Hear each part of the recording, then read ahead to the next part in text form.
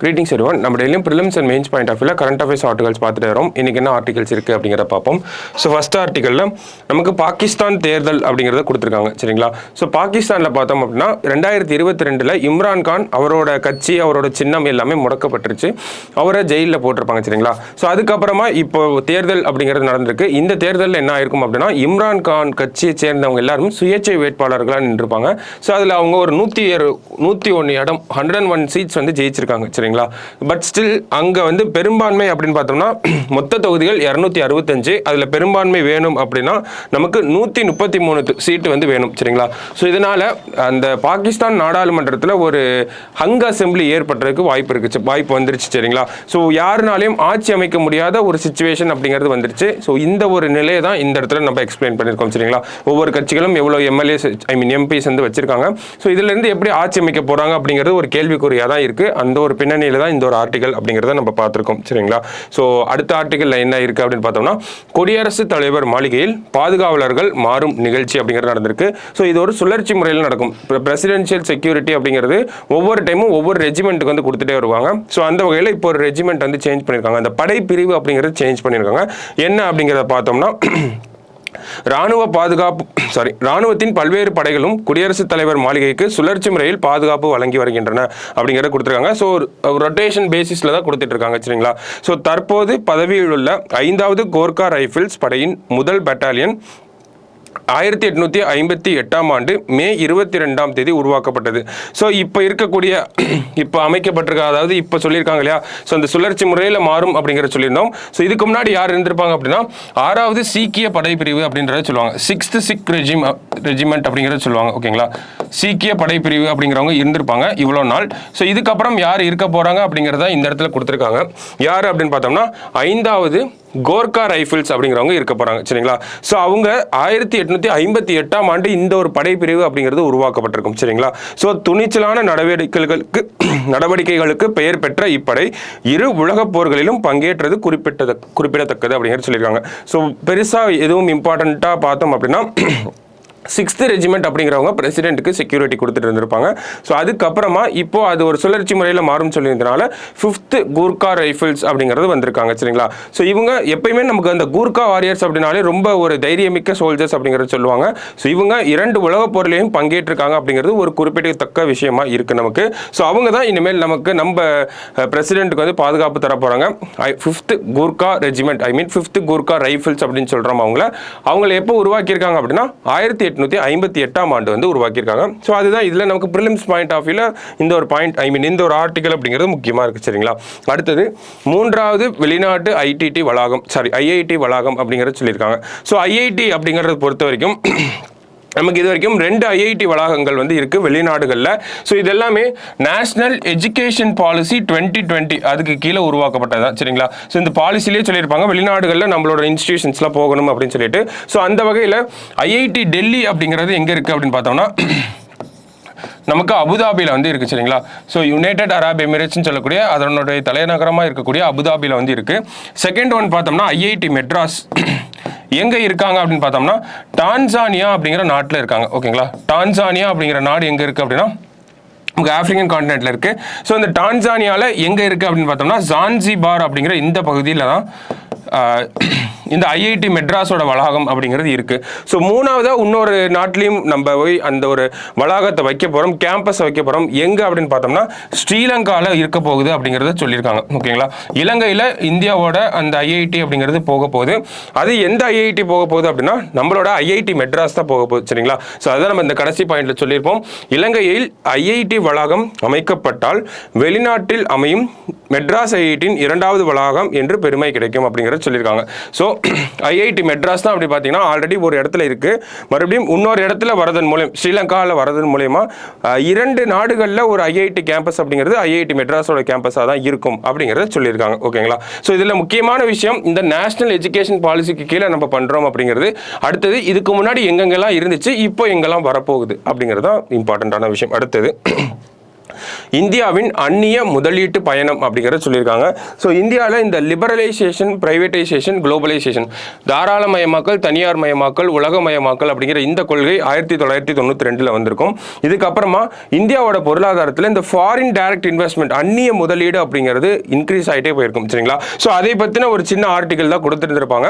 So அந்த அந்நிய நேரடி முதலீடு அப்படிங்கிறது 2000 ஆண்டில் எப்படி இருந்திருக்கு அப்படின்னா $2.2 பில்லியன் இருந்திருக்கு. ஓகேங்களா? ஸோ அதுவே 2023 எப்படி இருக்குது அப்படின்னு பார்த்தோம்னா $71 பில்லியன் இருந்திருக்கு. அதிகபட்சமாக 2022 $84 பில்லியன் வரைக்கும் இருந்திருக்கு. ஓகேங்களா? ஸோ நம்ம கிராஃபாக போட்டு பார்க்கணும். இதெல்லாம் நம்ம மெயின்ஸில் கிராஃப் போட்டு காட்டலாம். ஓகேங்களா?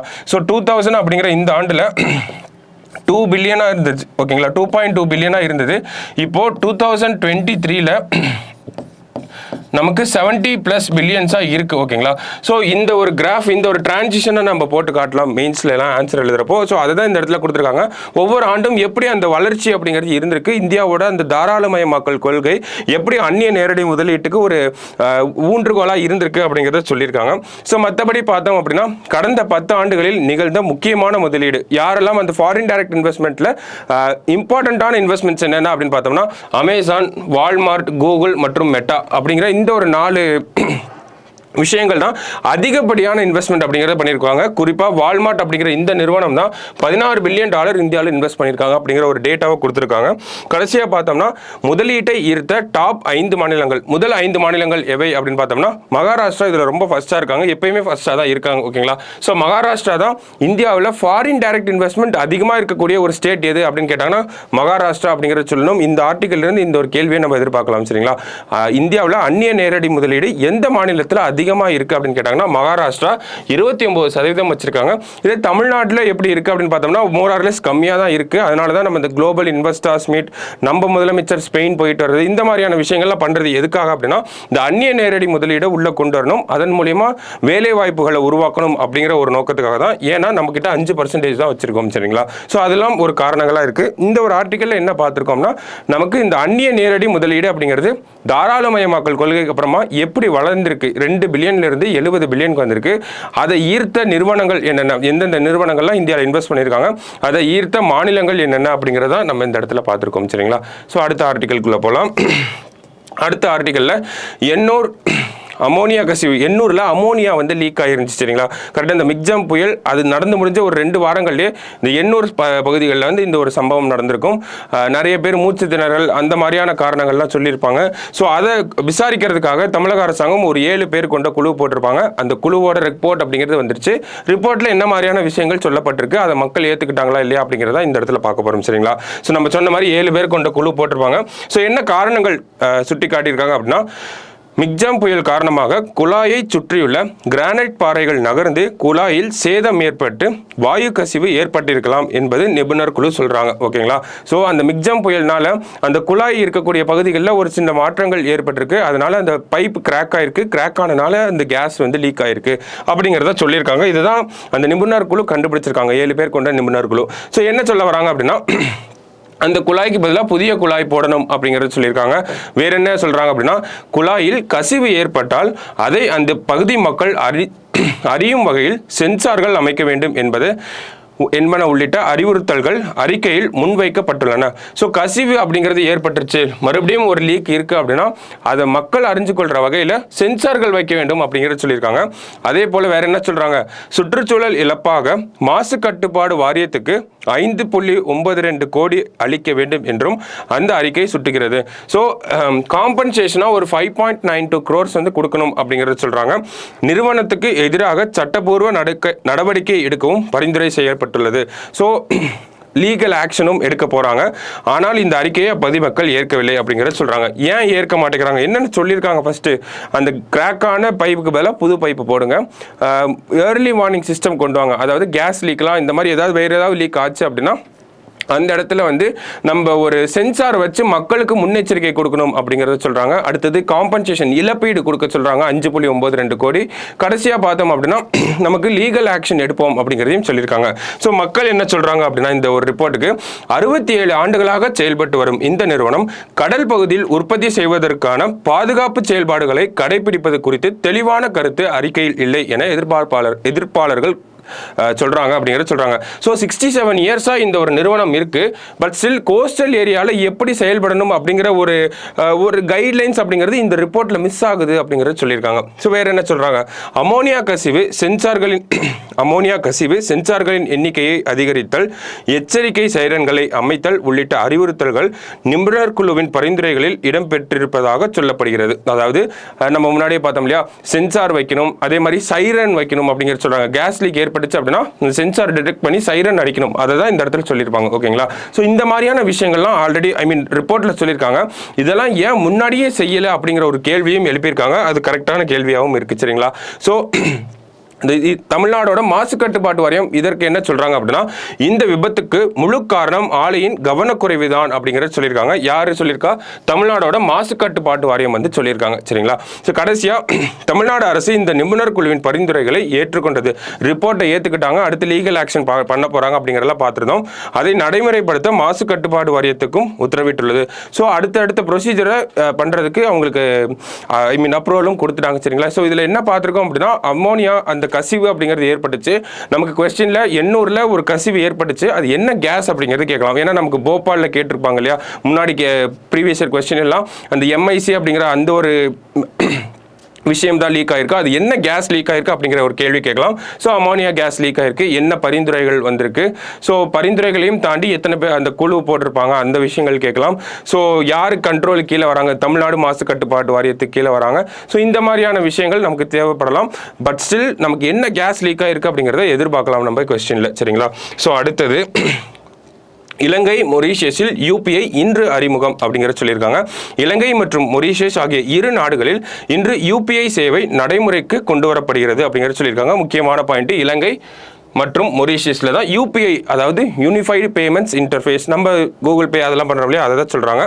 யூபிஐ தவிர்த்து ரூபே அட்டை சேவையையும் மொரீஷியஸ் நாட்டில் அறிமுகப்படுத்துவதாக வெளியுறவுத்துறை அமைச்சகம் தெரிவித்துள்ளது. ஸோ இலங்கை மற்றும் மொரீஷியஸில் யூபிஐ, மொரீஷியஸில் இன்னொன்றும் சேர்த்து பண்ணுறாங்க. என்ன அப்படின்னா இந்த ரூபே அப்படிங்கிற இந்த கார்டை பண்ண போகிறாங்க. சரிங்களா? ஸோ ரூபே கார்டையும் இன்ட்ரடியூஸ் பண்ண போகிறாங்க. எங்கன்னா மொரீஷியஸில் பண்ண போகிறாங்க.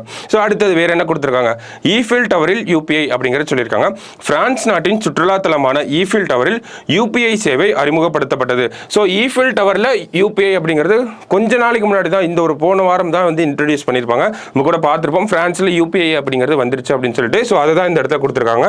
வேற என்ன சொல்றாங்க அப்படின்னா, ஈஃபில் டவரை காண செல்லும் இந்திய பயணிகள் அதற்கான கட்டணத்தை தங்கள் மொபைலில் உள்ள யூபிஐ செயலி மூலம் ரூபாயிலேயே செலுத்த முடியும் அப்படிங்கிற சொல்லியிருக்காங்க. ஸோ சுற்றுலாத்தலமான அந்த ஈஃபில் டவரில் நம்ம போய் விசிட் பண்றோம் அப்படின்னா அதனுடைய பேமெண்ட் அப்படிங்கிறத நம்ம ருப்பீஸ்லேயே பண்ணிக்கலாம். நம்ம இந்தியாவில் எப்படி பண்றோமோ அதே மாதிரி பண்ணிக்கலாம் அப்படிங்கறத சொல்லியிருக்காங்க. சரிங்களா? சோ வேற என்ன சொல்ல வராங்க அப்படின்னா, மத்திய அரசு 2016ஆம் ஆண்டு யூபிஐ கட்டமைப்பை நடைமுறைப்படுத்தியது அப்படிங்கறத சொல்றாங்க. சோ யூபிஐ அப்படிங்கிற விஷயம் எப்போ வந்திருக்கு அப்படிங்கறத கொடுத்திருக்காங்க. 2016ல வந்து நமக்கு வந்திருக்கு. சரியா? அடுத்தது இந்தியாவில் தற்போது பெரிய வணிக வளாகங்கள் முதல் சிறிய பெட்டி கடைகள் வரையில் யூபிஐ பரிவர்த்தனை பிரதானமாக மாறியுள்ளது. சோ யூபிஐயோட அந்த பரவலை சொல்றாங்க, ஸ்ப்ரெட்டை வந்து சொல்றாங்க. எல்லா இடத்துலையும் யூபிஐ வந்து யூஸ் பண்ணிக்கிட்டே இருக்கும். அது நமக்கு தெரிஞ்ச ஒரு விஷயம் தான் இல்லையா? சோ அதுதான் இங்க இடத்துல கொடுத்திருக்காங்க. பண பரிவர்த்தனை தொழில்நுட்பத்தில் இந்தியாவின் யூபிஐ கட்டமைப்பானது உலக அளவில் முன்னுதாரணமாக திகழ்கிறது. சோ வேர்ல்டுல நம்ம வந்து பாயனியரா இருக்கும். எதுக்கு பாயனியரா இருக்கோம்னா, டிஜிட்டல் டிரான்சாக்ஷன்ல நம்ம ஒரு பாயனியரா இருக்கும். இந்த ஒரு விஷயத்தை இவ்வளவு பெரிய கண்ட்ரில, இவ்வளவு டைவர்ஸா இருக்கக்கூடிய கண்ட்ரில நடைமுறைப்படுத்தி காட்டியது மிகப்பெரிய ஒரு சாதனையா தான் இருக்கு. சரிங்களா? நம்ம அதை ஒத்துக்கிட்டு தான் ஆகணும். ஸ்டில் இந்த ஒரு விஷயம் அப்படிங்கிறது மறுபடியும் இன்னும் நிறைய கண்ட்ரீஸ்க்கு ஸ்ப்ரெட் ஆகணும் அப்படிங்கிறது தான் யூபிஐயோட அடுத்த டார்கெட்டா இருக்கு. சரிங்களா? சோ அதுதான் இந்த இடத்துல கொடுத்திருக்கோம் நம்ம. சோ இன்னைக்கு ஆர்டிகல்ஸ்ல பார்த்தோம்னா ஒரு 6 முக்கியமான ஆர்டிகல்ஸ் வந்து பார்த்திருப்போம். எல்லாமே பிரிலிம்ஸ் பாயிண்ட் ஆஃப் வியூல, நமக்கு எக்ஸாம் பாயிண்ட் ஆஃப் வியூல இம்பார்ட்டண்டா தான் இருக்கு. சரிங்களா? சோ நாளைக்கு நியூஸ் பேப்பர் அனாலிசிஸ்ல மீட் பண்ணலாம். தேங்க்யூ.